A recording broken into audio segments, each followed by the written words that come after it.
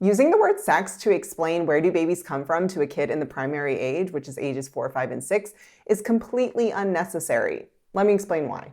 In the primary age, kids are noticing everything about the world around them. And all of a sudden, they'll notice a baby and they'll be like, where did this baby come from? Now, some parents in this moment might say, well, a mom and a dad do something called sex in order to make a baby. And I want you to just step back for a moment and think about that answer. How does that explain to a 4-year-old where a baby comes from? They're now thinking, what is sex? Or how does doing sex make a baby?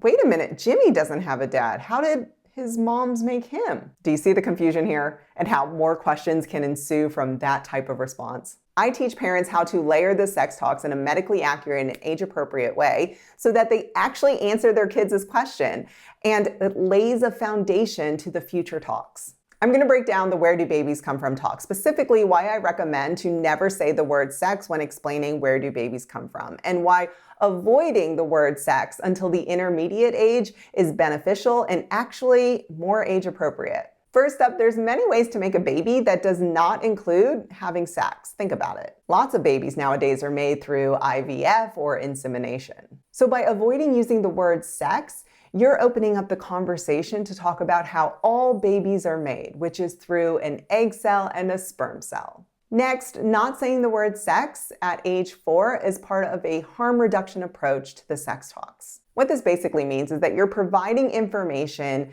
by building up the layers or scaffolding information. So this gives the kid time to process the information and critically think. Kids need time to hear something, think about it, ask another question, or ask the question again in a different way. Now, some of you might be like, what, Kathleen, do kids really do this?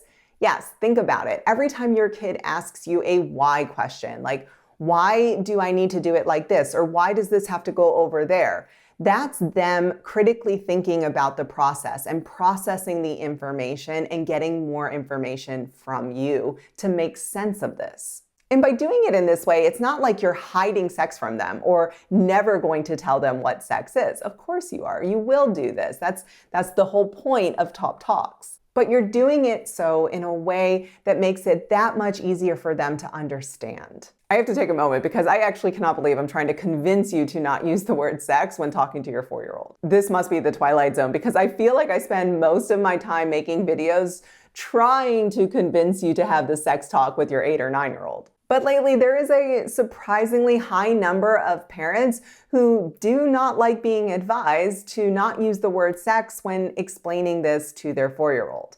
So in order for me to better explain this to you, think of it like teaching your kid to read. When you're teaching your kid to read, you don't just go and give them a word after teaching them the alphabet and say, read that word. No, what you first do is you give them the sound that that letter makes, and you help them to memorize that sound. And then you start teaching them when 2 letters are put together, here's the sound that it makes.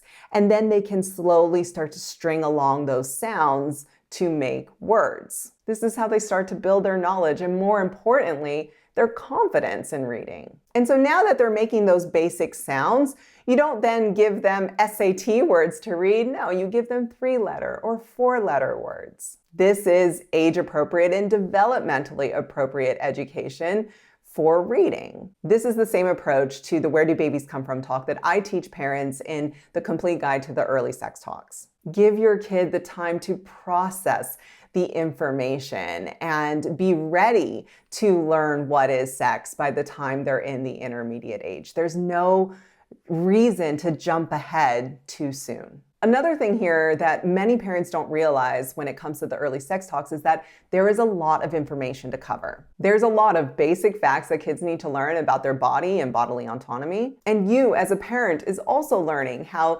to encourage their questions and their curiosity while also setting and maintaining boundaries for their safety. And so while you could say that babies come from sex and you're not wrong, you're missing out on a lot of other crucial talks that could be happening at this age. And another quick reason why I recommend to avoid using the word sex when explaining where do babies come from is because by using the word sex when you describe the penis going into the vagina, you are associating the word sex with only vaginal sex. And you and I both know there are many other types of sex. So now if you're looking to have the where do babies come from talk with your primary age kid without using the word sex, I teach you how to do that in the complete guide to the early sex talks. But now let's say you have a 7 or 8-year-old and you just found me and you've realized, wait a minute, they've never asked me where do babies come from. Should you wait for them to ask you? The answer is absolutely not. You've got to go to them with the information. The reason being is that if a kid hasn't asked this question by the time they've exited the primary age, it is highly unlikely that they will ever ask it. And there could be 100 different reasons why they haven't asked, but I would be willing to bet it has either something to do with they tried to ask you this question and you dismissed it. Maybe you don't remember, but to them, they got the message, ooh, don't ask this question, or this isn't something we talk about. Or they've heard about this from friends and they're thinking, oh, I can't ask my parents about this because I'm not supposed to know this information.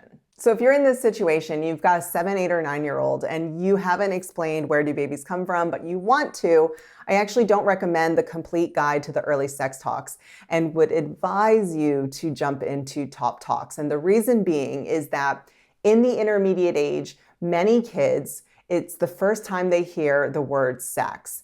And so if you're bringing up where do babies come from, it's more likely, way more likely in the intermediate age that they might say, is that sex? And that's your clue to know that you are exiting the where do babies come from talk and you're entering the sex talk. And top talks actually gives you all 3 layers to the sex talk. So you can actually go into that talk immediately with confidence. Now, as always, parents, if you want to use the word sex when explaining where do babies come from, you can absolutely do that. But if you would like to learn my approach to having the where do babies come from talk without needing to say the word sex, I teach you that in the complete guide. This is the guide that I used with my own kids, and I did not use the word sex when explaining where do babies come from. I kept it completely separate and didn't introduce the word sex until they were in the intermediate age. And it worked extremely well. And I have worked with many parents who have also implemented this same approach, and it is also working really well. So go get the guide or leave a comment, ask me questions. I'm here to help you succeed in the sex talks. If you're finding this video to be helpful, go on, you know how to let me know that. And now if you're looking for book recommendations to help you have the where do babies come from talk, I've got that on my website, but in the complete guide to the early sex talks, I talk about the books that I used with my own kids and how I use them. So if you have any questions, don't hesitate to ask me. Let me know in the comments, and all of the links to all of my resources are there in the description as well as the comments.